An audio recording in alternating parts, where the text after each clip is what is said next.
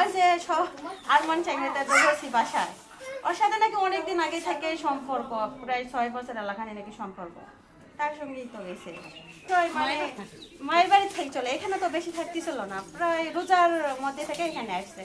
আসলে তো মানে এতদিন তো মায়ের বাসায় ছিল। সবাই আমাদের এখানে পরিবেশটাই নষ্ট হয়ে গেছে, সবাই একটা কিরকম একটা বাসা কথায় আমরা বাইরে শুনতাম যে এরকম প্রবাসী টাকা দিয়ে মেনে চলে, কিন্তু আমরা নিকটে যে এটা হবে আমরা কখনো কল্পনাই করিনি। চাচা বিদেশে থাকে, তো চাচি পরেকটা প্রেম করে আরমানের সঙ্গে, তো আরমানের হাত ধরে যত টাকা পয়সা যা আছে এগুলো সব নিয়ে 30 লক্ষ টাকা, প্রায় 30 লক্ষ টাকা, 7 ভরি গহনা এবং জমির দলিল, 8 কাঠা জমির দলিল ওনার নামে প্রতারণা করে কিনে। কিন্তু এগুলো কথা আমার চাচাকে আমরা বলি, চাচা তো বিশ্বাস করে না। যখন এগুলো সবগুলো নিয়ে উনি বাসা থেকে ওনাকে নিঃস্ব করে পালাই গেছে। আপনার চাচা কি ধরনের কথা বলতেন, বিশ্বাস করতো না? চাচাকে আমরা বলতাম যে দেখেন ওনার সঙ্গে সম্পর্ক আছে আরমানের সঙ্গে, তখন চাচা বলতো যে না আমি চার্জ করছি, বলে যে না ওনার সাথে বন্ধুত্ব সম্পর্ক, এরকম কথাবার্তা বলে। বিয়ে করার পর থেকে 11 থেকে টাকা আমি পরিশ্রম করে যেটাই কামাই, 2-3টে চাকরি করতাম ওখানে, একটা 7টা বন্ধু আবার আরেকটা করতাম, পয়সা অনেক কামাই করেছি। ওরা আমার বইয়ের নামে এই টাকাগুলা তার অ্যাকাউন্টে আমি পাঠাতাম। তো যত টাকা কামাই করেছি তার অ্যাকাউন্টে আমি দিয়েছি, তার খুব বিশ্বাস করতাম এবং আমাকে খুব ভালোবাসত। ওর ধারণা আমি বিশ্বাস করতাম, বিশ্বাস করেই সব কিছু আমি দিছি। দেওয়ার পরে ভালোই চলতেছিল, মিল মহব্বত সবই ভালো।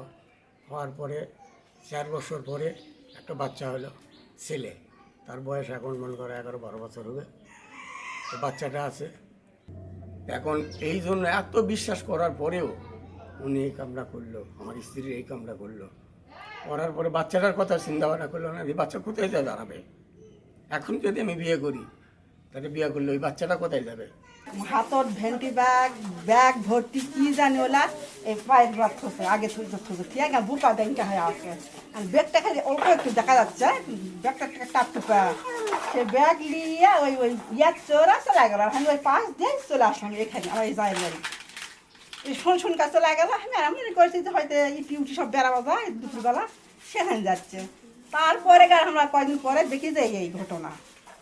বিদেশ ছিলাম এই আশায় যে বউ বাচ্চা বাড়িতে আছে, ওদের ঘর বাড়ি ভালো করে দেবো, একটা জায়গা জমি কিনবো, সব কিছু করে আমার কাছে বললো যে জায়গা কিনবো ওখানে বাইরে, ওই রাস্তার উপরে কিনা বাড়ি করব, বাড়ি করে দিতে হবে। আমি তাও রাজি হয়েছি, বাড়ি কিনে দেবো, বাড়ি করে দেবো।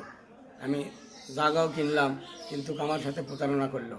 জায়গা আমি বলছি আমার নামে করার জন্য ও নিজেই ওই জায়গাটা ও নিজেই করে দিছে।